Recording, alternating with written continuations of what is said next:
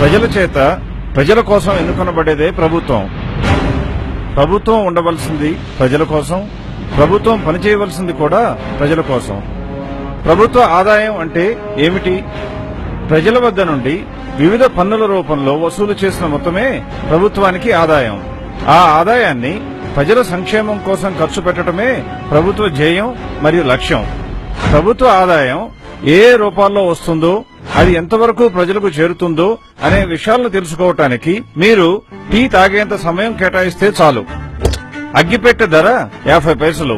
అందులో ప్రభుత్వానికి పన్ను రూపంలో చేరుతున్నది 20%, అంటే 10 పైసలు అన్నమాట.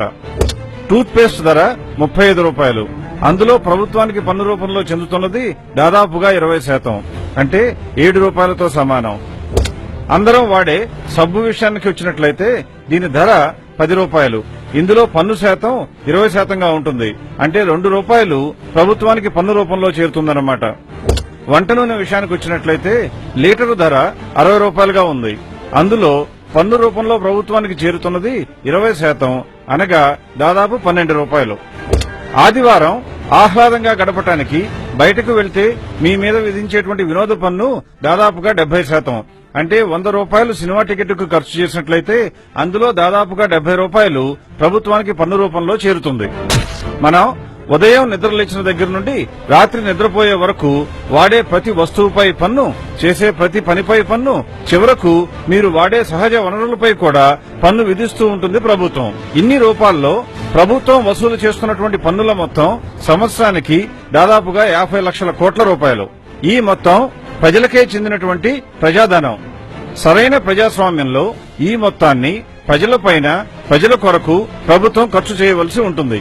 కానీ ప్రభుత్వం లెక్కల ప్రకారం ప్రస్తుతం పెట్టే ఖర్చు వివరాలు ఒక్కసారి తెలుసుకున్నట్లయితే ప్రభుత్వానికి ఏర్పడుతున్న ఆదాయం 50 లక్షల కోట్ల రూపాయలు.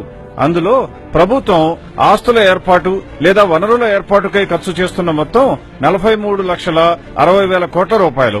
ప్రజల సంక్షేమం కోసం ఖర్చు చేస్తున్నది 10 లక్షల కోట్ల రూపాయలు. అంటే ప్రభుత్వ లెక్కల ప్రకారం లోటు 3,60,000 కోట్లుగా ఉంటుంది. ప్రభుత్వం నష్టాలను భరించి కూడా లోటు బడ్జెట్ తో ప్రజల సంక్షేమం కొరకు ఎంతో పాటుపడుతున్నట్లుగా చెప్తూ ఉంది. అంటే ప్రభుత్వ లెక్కల ప్రకారం ఒక్కొక్క సంవత్సరానికి సగటున ప్రతి భారతీయ పౌరుడిపై ప్రభుత్వం ఖర్చు చేస్తున్నటువంటి మొత్తం 10,000 రూపాయలు. 5 సభ్యులున్నటువంటి ఒక కుటుంబంపై ప్రభుత్వం ఖర్చు చేసే మొత్తం సంవత్సరానికి దాదాపుగా 50,000 రూపాయలు. 5 సంవత్సరాల కాలంలో ఒక కుటుంబంపై ప్రభుత్వం ఖర్చు చేస్తున్నట్టుగా చూపిస్తున్న మొత్తం 2,50,000 రూపాయలు. అంటే ప్రతి కుటుంబంపై సగటున నెలకు ఖర్చు చేస్తున్న మొత్తం 4,000 రూపాయలు అన్నమాట. ఇదే నిజమైతే తాగే నీటికి కొదవ ఉండదు. పౌష్టికాహారం అందరికీ చేరుతుంది. అందుబాటులో అందరికీ మెరుగైన ఉచిత విద్య, అధునాతన సౌకర్యాలున్న హాస్పిటల్స్ లో ఆరోగ్య పరీక్షలు, నిరంతర విద్యుత్ సౌకర్యం, శుభ్రమైన రోడ్లు, మెరుగైన డ్రైనేజ్ వ్యవస్థ. వాస్తవ పరిస్థితి ఇలాగే ఉందా? నీళ్లు రాని కుళాయిలు, పౌష్టికాహారం లేక ఇబ్బంది పడుతున్న ప్రజలు, చాలీ చాలని బట్టలతో అరాకొరా స్కూళ్లకు వెళ్తున్న పిల్లలు, రవాణా సౌకర్యం లేక అల్లాడుతున్న ప్రజలు, అస్తవ్యస్తమైన డ్రైనేజ్ వ్యవస్థ. ఎందుకు ఇలా జరుగుతోంది? దీనికి కారణం ఎవరు? సుమారు సంవత్సరానికి 10 లక్షల కోట్ల చొప్పున 5 సంవత్సరాలకు ఖర్చు అయ్యే 50 లక్షల కోట్లతో ప్రతి కుటుంబం ఎంతో మెరుగైన జీవితం గడపాలి. కానీ జరుగుతున్నది దీనికి భిన్నంగా ఉంది. దీనికి కారణం ఇన్ని లక్షల కోట్ల డబ్బు ఎక్కడికి పోతోంది? ఈ ప్రజాధనం ఎలా దుర్వినియోగం జరుగుతోంది? ఈ విషయం తెలుసుకోవాల్సిన బాధ్యత ప్రతి పౌరుడిపై ఉంది. ఇదిగో సాక్ష్యం.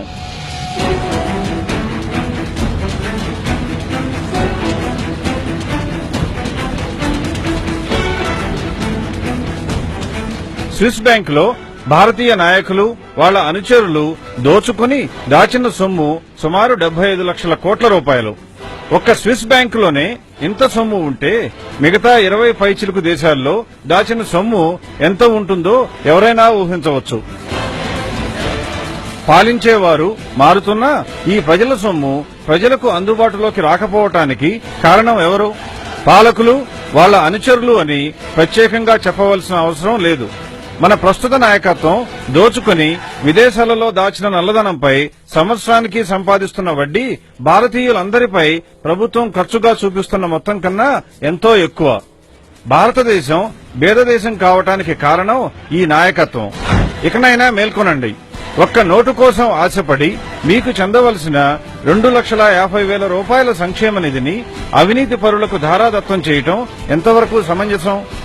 రండి, కదలి రండి, కళ్లు తెరవండి. ఈ అవినీతి రాజకీయాలకు పాతరేద్దాం. కొత్త